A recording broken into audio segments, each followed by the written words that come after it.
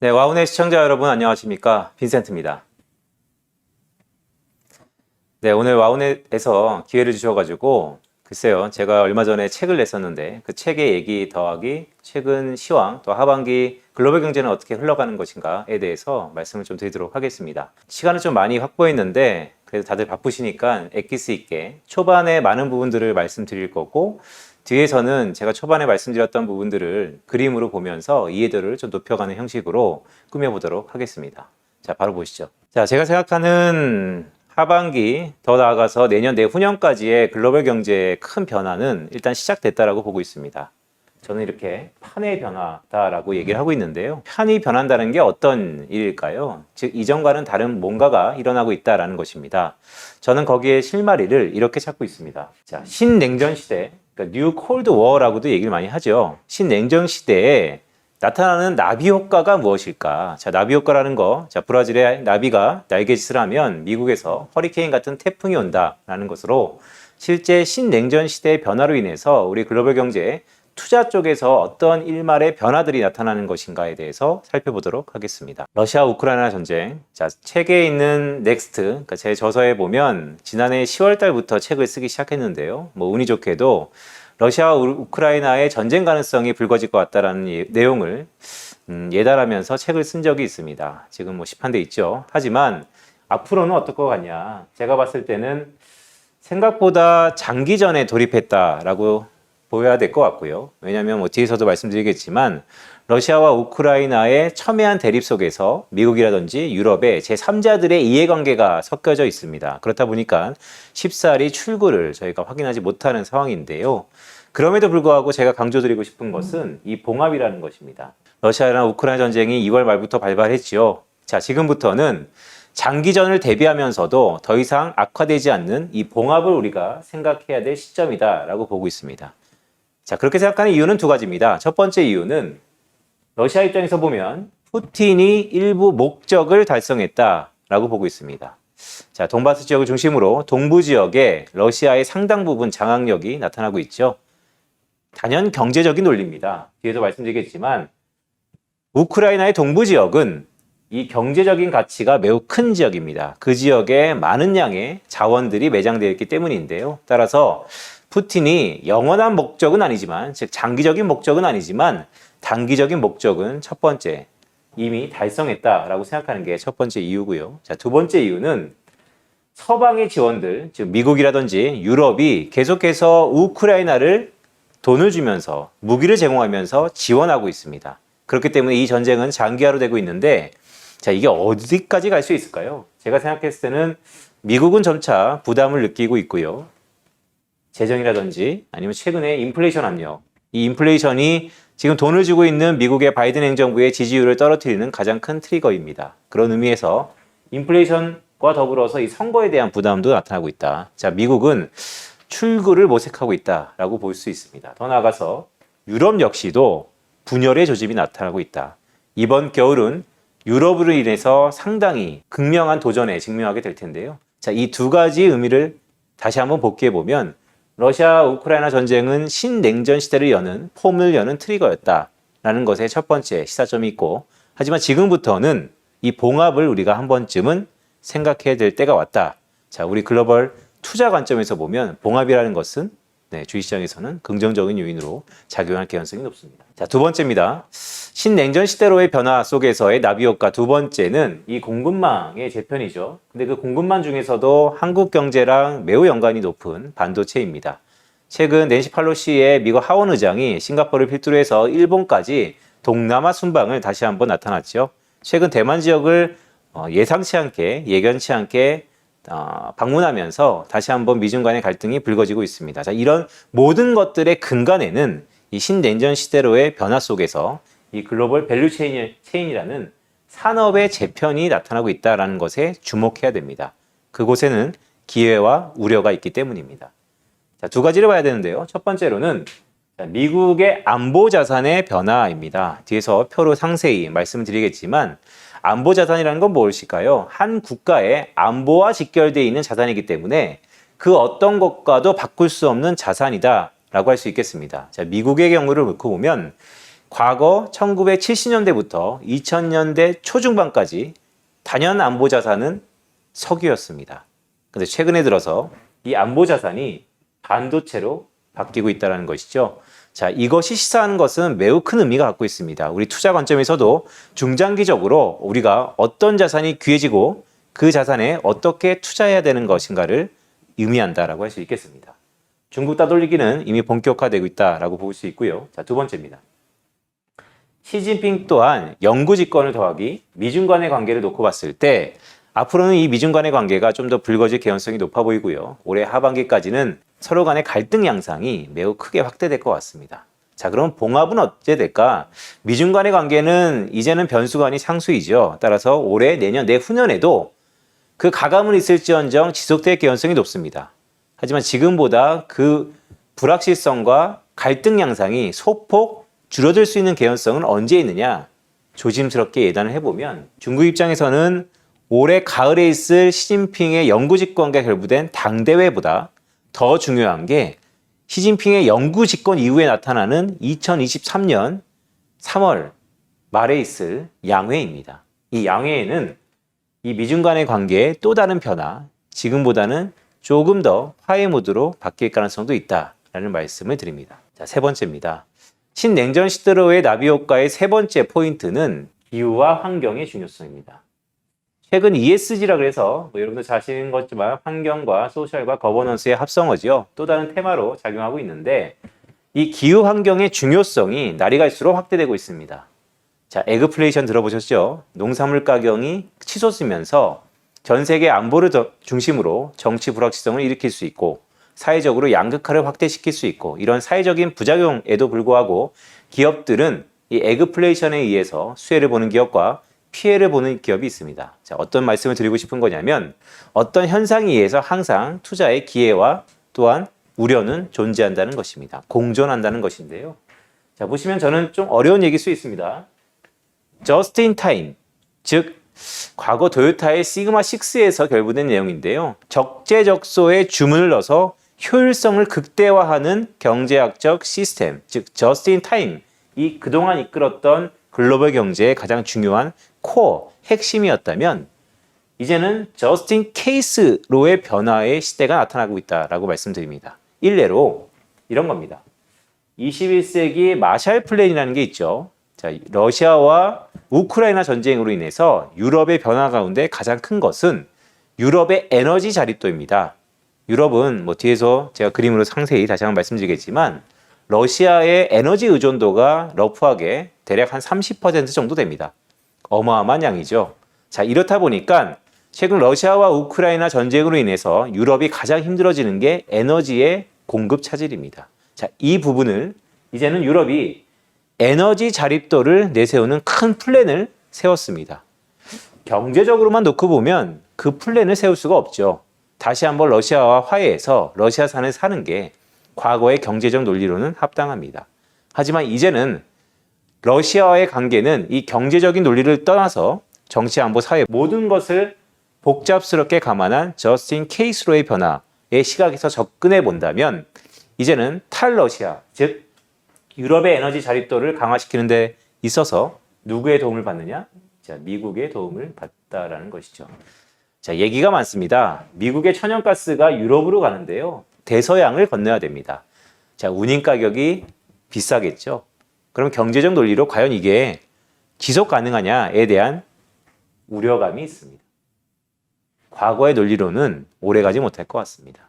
하지만 판이 바뀌었다. 이제는 just in time이 아니고 just in case로의 변화의 시각에서 본다면 경제적 논리는 차치하더라도 이제는 미국의 천연가스가 유럽으로 가고 그게 결국에는 유럽의 신재생 산업에 다시 한번 밑거름이 될 수 있는 발판이 될 거다. 즉, 큰 테마를 놓고 봤을 때 ESG 테마가 다시 한번 불거질 개연성도 있다라는 말씀을 첫 번째 드립니다. 자, 두 번째는 자, 유럽도 부단히 노력하고 있습니다. 어떤 노력이냐면 텍소노미라 그래서 글쎄요, 그 이산화탄소를 발생하는 것에는 텍스를 매김으로써 상당히 친환경적으로 정책을 이끌어간다라는 거대 아젠다입니다. 거대 아젠다인데 최근 거기에 ESG 플러스 뭐가 들어가고 있냐? 이 원전이 들어가고 있다는 것이죠. 자, 우리 주식시장에서도 간간하게 원전 테마가 나타나고 있죠. 저는 이것은 하나의 테마를 넘어서 이제는 꽤 오래 지속될 하나의 트렌드다라는 말씀을 드립니다. 신내년 시대의 나비효과, 기후환경의 중요성에 인해서 우리는 결국에는 원전 테마가 중장기적으로 나타날 개연성이 높다는 것도 또 한번 생각해 볼 개연성이 높아 보입니다. 자, 네 번째, 마지막인데요. 인플레이션 시대. 자, 바야흐로 지금은 인플레이션 시대입니다. 물가가 전방위적으로 치솟고 있습니다. 물론 차주죠. 이번 주 수요일 날 있을 미국의 7월달 CPI의 발표치를 보면 소폭 둔화될 것이다라는 기대감을 얻고 있죠. 하지만 그런 것 자체하더라도 실제적 이전보다는 높아지는 물가 시대, 즉 인플레이션 시대를 살아가고 있습니다. 자, 인플레이션 시대에 우리는 투자를 해야 되냐 말아야 되냐를 잠시 한번 떠나보죠. 지금부터 중요한 것은 우리가 주식시장에 주목하는 주인공들, 즉 기업들은 이런 인플레이션 시대에 어떻게 행태적인 전략과 변화를 나타나고 있을까? 우리는 그것에 주목해야 되는데요. 보시는 것처럼 기업이 투자를 확대할 조건들이 나타나고 있습니다. 자, 인플레이션 시대에 왜 기업이 투자할까요? 제가 가장 간단 명료하게 말씀드리겠습니다. 인플레이션 시대는 물건값이 자고 일어나면 계속해서 오르는 시대인 것이죠. 기업은 물건을 팔아서 이익을 향유합니다. 물건값이 계속해서 오르다 보면 기업은 더 많은 물건을 팔고 싶어 하는 것이죠. 그렇기 때문에 투자를 하는 것입니다. 자, 반대로 생각해 볼까요? 우리 흔히 인플레이션 시대 바로 직전에 디플레이션 시대가 있었죠. 디플레이션 시대는 자고 일어나면 물건값이 계속해서 내려가는 것입니다. 기업 입장에서는 물건을 더 많이 생산할 수 있는 유인이 떨어지는 것이죠. 왜냐하면 자고 일어나면 물건값이 계속해서 낮기 때문에. 그렇기 때문에 디플레이션 시대에는 기업들이 투자를 하지 않기 때문에 우리 흔히 재패니케이션, 일본화에 대한 우려감이 있었던 것입니다. 지금은 인플레이션 시대죠. 기업들은 투자를 할 것입니다. 자, 이상하다. 빈센트가 분명히 기업들이 인플레이션 시대에 투자한다 그랬었는데 왜 아직 기업들은 투자 안 하지? 간간히 찾아보시면 이미 대기업들은 미국을 중심으로 삼성전자가 미국에 투자하는 것도 여러 가지 일환인데요. 조금씩 투자를 하고 있습니다. 하지만 전반적으로 대다수의 기업들이 언제 투자를 할까요? 저는 이 투자 조건에 주목해야 될 때라고 말씀드리고 싶습니다. 첫 번째는 일단 지속적인 물가 상승이 담보돼야 됩니다. 지금은 물가가 너무 높아서 걱정이지만 물가가 너무 낮아도 걱정입니다. 물가가 지속적으로 완만하게 오를 거다라는 기대 인플레이션이 어느 정도 밑바탕이 돼야지 인플레이션 시대, 즉 물건값이 오르겠다라고 기업들은 생각하는 것이고요. 자, 두 번째는 경제 전망이 지금은 계속해서 경제 전망이 하향되고 있죠. 즉 경기가 안 좋다 그럽니다. 경기 침체가 온다 그럽니다. 즉 물건값이 오른다 하더라도 지금은 누울 자리가 아니다라는 것이 기업들의 생각이죠. 이 경제 전망 하향이 종료되는 시점, 이 시점에 기업들은 발벗고 투자에 나설 것이다. 글쎄요, 주식은 싼 주식을 조금씩 모아가는 게 최고의 투자 방법입니다. 하지만 타이밍을 놓고 보자면 기업들이 투자를 할 때 바로 그 산업에 우리는 집중해야 되는데 언제 투자를 하느냐? 기대 인플레이션이 완만하지만 이제 오른다라는 것이 담보되고, 두 번째는 지금은 경제 전망이 계속해서 하향 조정되지만 이게 상향 조정될 때가 있을 것이다. 아니면 적어도 하향 조정이 끝날 때 그때 기업은 투자할 것이다. 자, 뒤에 가서 차트로도 다시 한번 보여드리도록 하겠습니다. 자, 그러면 어느 곳에 기업들은 투자를 할까? 신산업에 당연하겠죠. 우리는 지금부터 그렇기 때문에 4차 산업을 넘어서 이제 5차 산업의 신산업에 투자하는 것을 주목해야 된다. 신산업은 뭐가 있을까? 여러 가지 산업이 있죠. 하지만 제가 주목하고 있는 것은 빅데이터다 그래서 모든 가치와 모든 솔루션과 모든 것들이 데이터에 녹아있다. 앞으로는 데이터의 시대이기 때문에 데이터를 통해서 돈을 벌고 데이터를 통해서 기업을 향유할 수 있는 그런 기업에 집중적으로, 그런 산업에 집중적으로 우리가 관심을 가져야 된다라는 말씀을 드립니다. 자, 전반적으로 신냉전 시대의 큰 판의 변화 속에서 우리는 투자의 4가지 포인트, 어떤 것을 주목해야 되는지를 서두에 좀 살펴봤고요. 이제 뒤에서 그 서두에 하나하나 이 논거들과 그림들이 어떤 건지 설명드리도록 하겠습니다. 자, 우크라이나의 동부 지역의 경제적 가치에 대해서 말씀을 드렸었죠. 일단 지금 전세는 이렇습니다. 동부 지역은 글쎄요, 러시아가 많이 확보한 것 같습니다. 자, 그런데 그 경제적 가치를 놓고 보면 색깔이 짙을수록 매장량이 많은 것인데요. 이 동부 지역에 우크라이나 전체를 놓고 봤을 때도 돈이 될 만한 자원들이 무궁무진하게 포함되어 있습니다. 자, 푸틴 입장에서는 물론 전부 다 수복하면 좋겠지만 일단 생각과 달리 장기전에 돌입했다라는 측면에서 보면 이쯤에서 한번 봉합할 가능성도 무르익었다라는 말씀을 첫 번째로 드립니다. 자, 두 번째는요. 그런데 우리가 이 장기전이라는 것을 다시 한번 기억해야 될 필요가 있어 보입니다. 꼭 상기하셔야 되는데 이유는 푸틴의 겉과 속이 다르기 때문입니다. 겉으로는 이런 얘기하고 있죠. 1997년도에 이 나토라는 방위조약기구 아닙니까? 나토가 이렇게 경계선이 있었는데 더 이상 이 동진을 안 하겠다라고 얘기했던 게 어느덧 이렇게 러시아의 턱밑까지 왔습니다. 이것을 다시 97년으로 돌려라 라는 게 첫 번째 러시아의 입장이시죠. 하지만 이 러시아의 입장의 속내는 무엇일까요?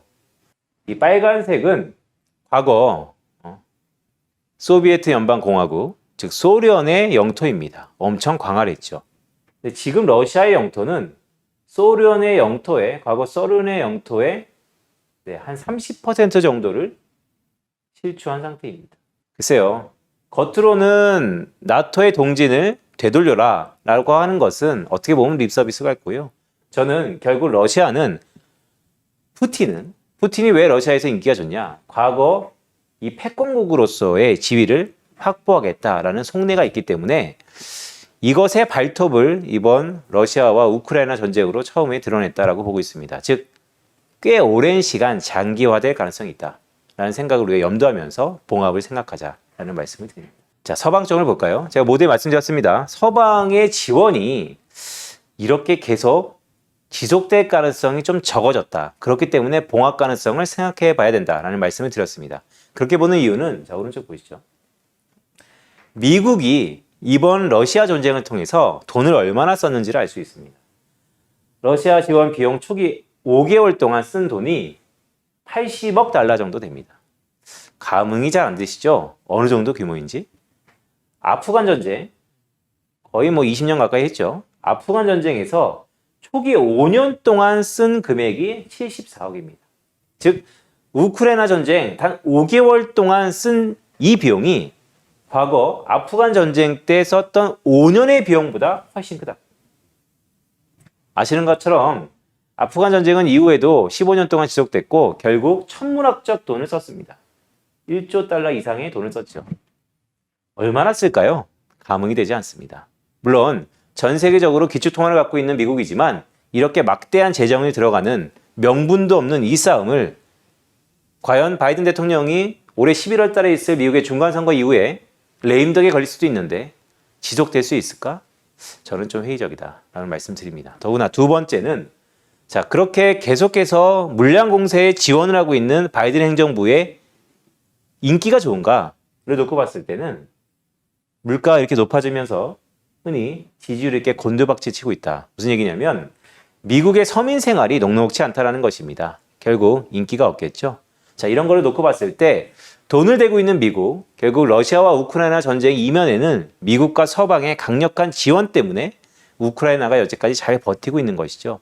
물론 평화적으로 해결되기를 저도 간절히 바라고 있습니다. 하지만 투자 관점에서만 객관적으로 볼 때는 미국의 지원이 계속해서 지속될 수 있을까? 저는 일단은 회의적. 그렇기 때문에 봉합을 생각해야 될 때다라는 말씀을 드립니다. 자, 바이든이 얼마나 인기가 없는지를 제가 한번 그냥 쓱 한번 보시라고 갖고 왔습니다. 과거 트럼프 대통령, 오바마부터 시작해서 아이젠하워까지 초기 대통령이죠. 역대 미국의 모든 대통령들 중에서 이 녹색이 지금 현재 바이든 행정부의 지지율입니다.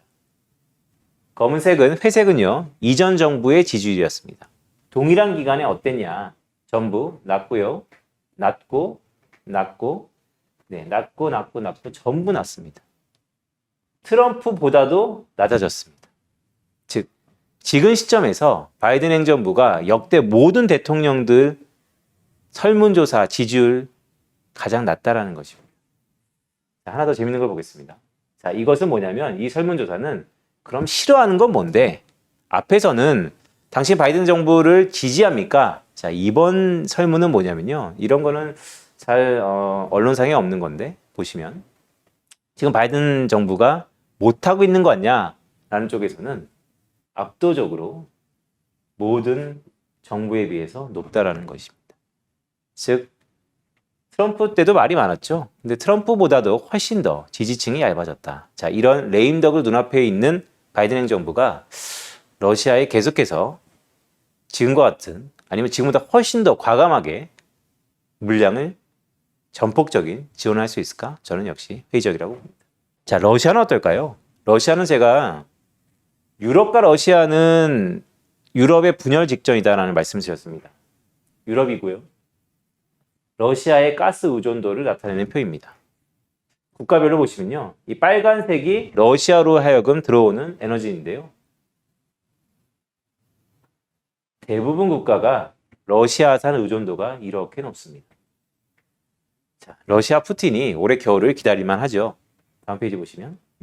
그런데 또 최근에 해프닝이 있지 않습니까?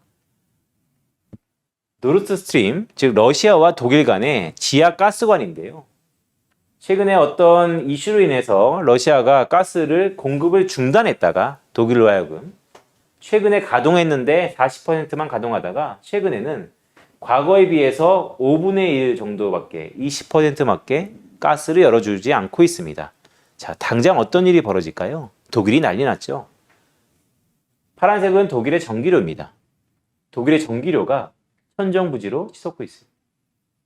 이것은 인플레입니다. 자, 여러분들 교과서에서 이런 얘기 많이 들으셨죠? 하이퍼 인플레이션. 하이퍼 인플레이션이 우리의 1차, 2차 전쟁을 일으켰다라는 얘기. 어느 지역에서? 독일에서. 자, 똑같습니다. 100년 전에 독일에서 있었던 이 인플레이션 공포가 지금 나타나고 있다. 유럽이 분열이 시작되고 있다. 오늘 속보를 보니까 헝가리가 러시아의 천연가스를 엄청난 규모로 수입하기로 결정했다라고 합니다. 지금 유럽의 모든 국가들이 러시아의 의존도를 줄여나가는 가운데 헝가리가 기부업, 손을 든 것이죠. 자, 이런 일이 앞으로 비일비재할 것 같습니다. 저는 이것을 전반적으로 서방의 지원이 약해질 수 있는 계기다라는 말씀을 드립니다. 자, 두 번째, 안보자산 말씀을 드렸었죠. 글로벌 밸류체인에 큰 변화가 있다. 미국의 안보자산이 석유에서 반도체로 바뀌었다라는 말씀을 드렸습니다. 자, 이거는 단순한 얘기가 아닙니다. 앞으로 우리의 10년의 위기이자 기회일 수도 있는데요. 석유는 전 세계적으로 지금은 미국이 최고의 원유 생산국이 됐지만 과거는 중동이죠.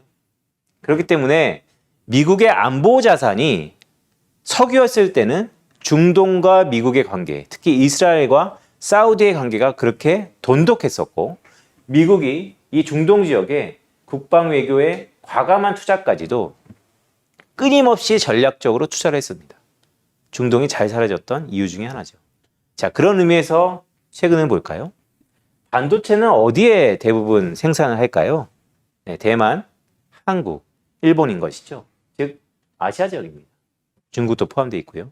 그렇기 때문에 과거 중동만큼이나 지금의 이 아시아 지역, 즉 동아시아 지역이 상당히 중요해졌다. 자, 이 지역에서는 미국의 과감한 투자가 앞으로 일어날 개연성이 있다. 8월 달에 미국이 얘기하는 치4, 즉 미국, 대만, 한국, 일본 이 4개의 국가들이 반도체 동맹연합을 성립해서 구축해서 중국을 따돌리자. 한국 들어올지 말지 8월 달에 결정하자. 자, 이런 것들이 전부 미국의 안보 자산이 반도체로 바뀌었기 때문입니다. 엄청난 기회가 있을 거라고 봅니다. 우리는 최근 들어서 반도체 업황에 대해서 이견이 분분한데 시계를 넓게 보면 분명히 기회가 있을 거다라고 봅니다. 단 하나 꺼름직한 게 있습니다. 전 세계에서 가장 전쟁과 내전이 끊이지 않는 지역이 어디죠? 중동입니다. 미국의 안보 자산으로 인해서 상당 부분 그 지역에 과감하게 미국이 투입됐을 때는 정치적인 불확실성 또한 군사적인 불확실성이 언제나 상존했다. 그런데 그런 안보 자산이 최근에 반도체로 넘어왔다. 동아시아 지역에서 상당 부분 중국과 북한과 한국과 또한 일본, 대만까지도 이제는 이런 정치적인 불확실성을 넘어서 군사적인 긴장감 가능성도 우리가 다시 한 번쯤은 생각해 볼 필요가 있다라는 말씀을 드립니다. 자, 중동 석유 기업에 적극적으로 투자했다는 거 한번 쭉 보시고요. 그다음에 반도체 파운드리 업체 동맹을 형성하고 있다. 이게 칩4를 넘어서 최근에 미국이 빠르게 펜리스라고 해서 반도체 설계 부분을 넘어서 생산 부분, 이 파운드리로 들어오고 있지 않습니까? 전 세계에서 가장 뛰어난 파운드리 업체 TSMC, 대만 기업과 한국의 삼성전자, DB하이텍 여러 가지가 있죠. 그런 삼성전자도 이러한 긍정적인 수혜를 일단 보고 있다라는 말씀도 드립니다. 동아시아의 반도체 패권 갈등이 확대될 수 있다. 자, 중국이 가만히 있지 않겠죠. 보시면 사실 반도체는 8공정으로 인해서 구분되는데 저는 좀 보시기 편하게 9공정으로 나눠봤습니다. 대만입니다. 미국입니다. 어떠세요? 설계 부분은 미국이 대부분 헤게모니를 갖고 있죠. 생산 쪽에는 대만과 중국, 그 여타 국가들, 여기에 한국이 들어가 있겠죠? 아시아 국가들이 있다. 미국이 설계하고 대만과 중국이 생산했던 이 밸류체인을 깨려고 한다. 어떻게 깨려고 한다면 이제는 미국이 처음부터 끝까지 다 하고 싶어 한다. 단기간에는 다 할 수 없으니 동맹국들한테 러브콜을 보내고 있다. 그 중에 한국과 대만과 일본이 있다. 하지만 궁극적으로 보면 결국 미국이 전부 다 하겠다라는 어떻게 보면 야심찬 속내이다. 자, 우리에게는 첫 번째, 기회일 수 있다.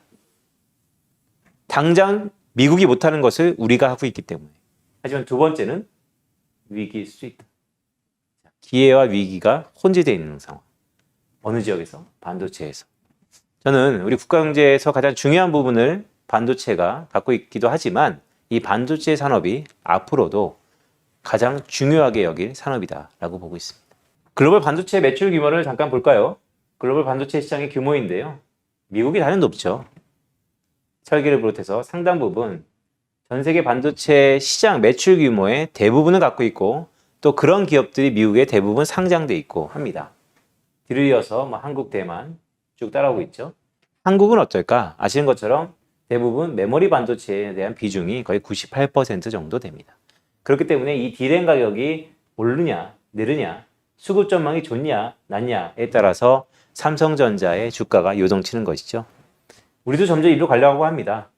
하지만 지금 한국의 반도체 업체는 이 메모리 단에서의 이익이 있다. 향후 성장성은 이 비메모리 단에 있다. 이 정도는 감안하시면서 가장 중요하게 될 반도체 산업을 주목하자라는 말씀을 드립니다. 자, 중국 따돌리기는 계속해서 시작되고 있죠.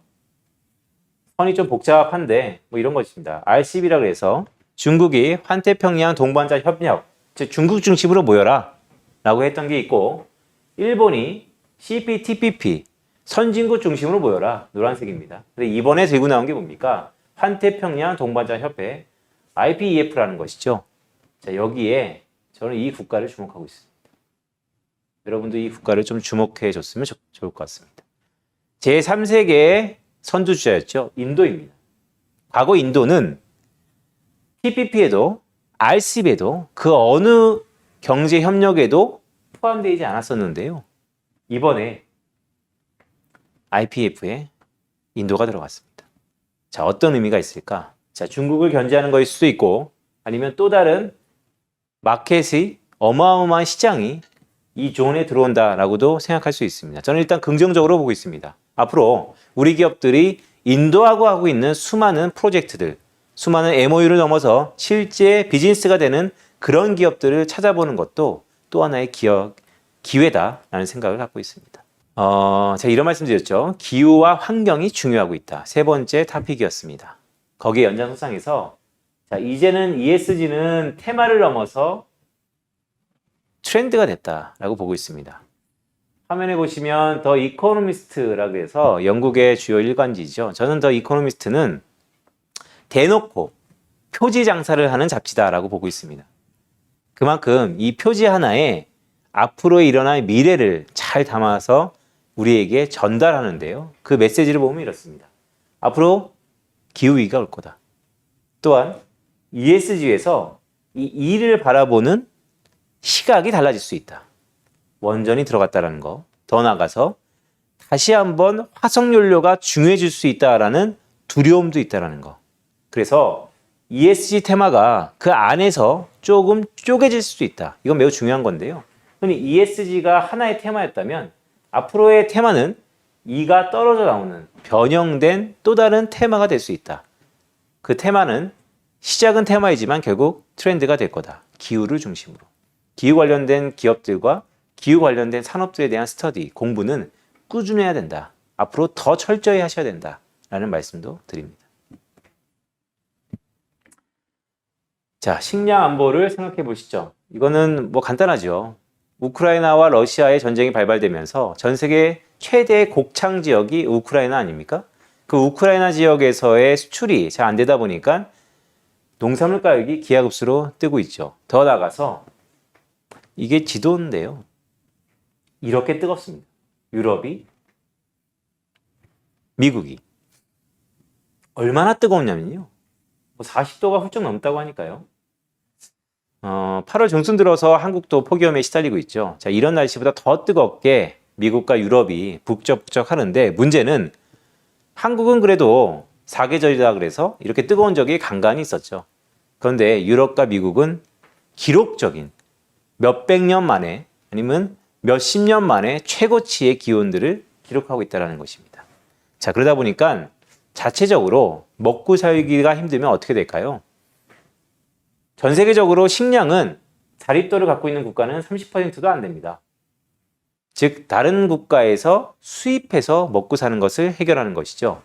그런데 이렇게 전쟁, 더 나아서 기후, 또한 환경에 대한 복합적인 부분들이 문제가 일으키면서 더 이상 식량을 주고받지 않습니다.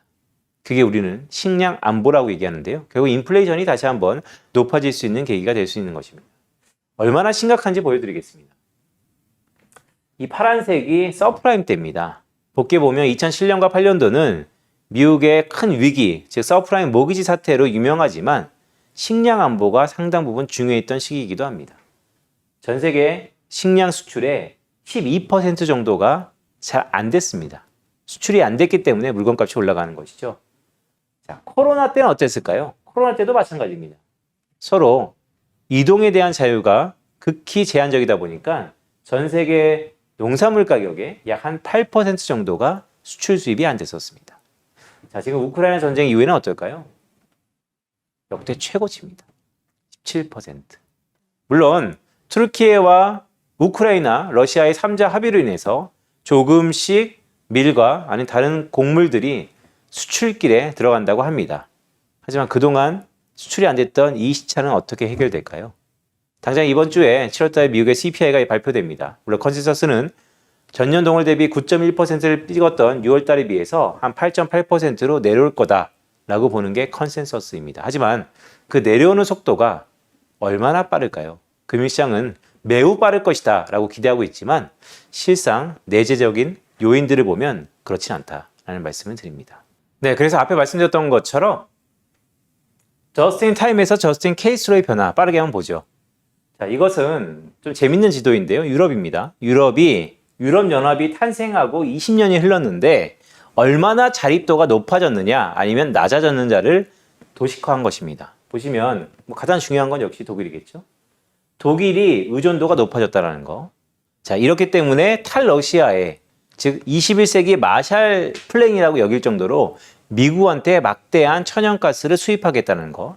과거 같은 경제적인 논리라면 전혀 있을 수 없는 일이다. 하지만 저스틴 케이스로의 이런 복잡계스러운 생각으로 접근한다면 가능할 수도 있다. 물론 그 의존도가 어마어마하기 때문에 유럽이 걷는 고통은 일부 지속될 가능성이 높습니다. 그렇기 때문에 뒤에도 말씀드리겠지만 저는 유럽은 경기 침체에 이미 진입했다라고 보는 것이죠. 네, 텍소노미. 아까 말씀드렸던 것처럼 유럽이 이 텍소노미를 강화하면서 기후 환경에 대해서 꽤 적극적이었는데요. 최근 우크라이나 사태가 장기화되면서 약간 바뀌고 있죠. 원전이 친환경이라니. SMR이라도 해도 친환경이라니. 앞으로 이 원전은 ESG의 또 다른 테마가 될 수 있다는 말씀도 조심스럽게 다시 한번 강조하는 차트입니다. 자, 끝으로 바야흐로 인플레이션 시대에 기업이 행태는 언제 변하냐? 자, 기업이 투자에 나설 때가 언제냐라는 말씀을 드렸었죠. 첫 번째로는 자, 실질금리라는 거 뭡니까? 돈의 진짜 값입니다. 돈의 가격이 금리이죠. 물가를 감안한 금리, 즉 돈의 실질적인 가치.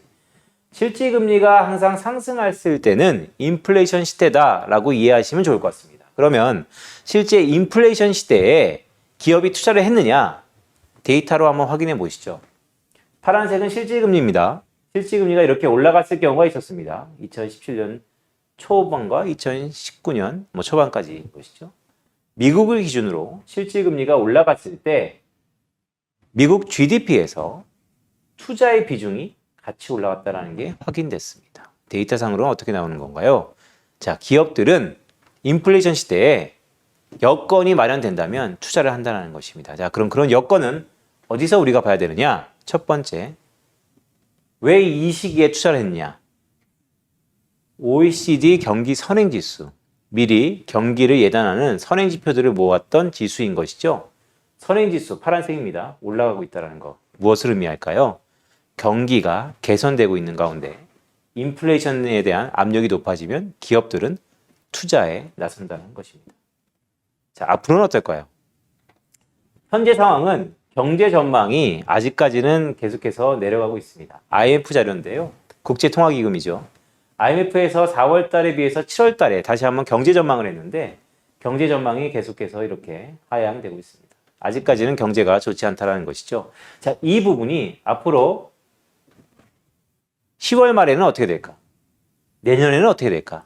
이 하향폭이 턴어라운드 될 때, 그때 모두에 말씀드렸던 것처럼 미래 산업에 투자하는 기업들을 우리가 집중해야 되는데, 그러면 언제쯤 우리가 이 기업들을 봐야 되느냐? 경제 전망이 아직은 하향 조정되고 있지만 상향 조정되거나 아니면 하향 조정이 끝날 때 그 시점을 주목해야 된다. 앞으로 IMF, OECD, 월드뱅크 이런 국제기구에서 발표하는 경제 전망을 또 주목해야 될 필요가 있다라는 말씀도 드립니다. 이거는 시장 지표입니다. 보시면 CT그룹에서 나오는 서프라이즈 매크로 인덱스라는 겁니다. 기대치와 실제치의 차이인데요. 높으면 높을수록 그만큼 경기가 좋다라는 거고 낮으면 낮을수록 그만큼 경기가 안 좋다라는 것입니다. 최근 들어서 이 매크로 CT 인덱스 자체도 아직은 내려가고 있다.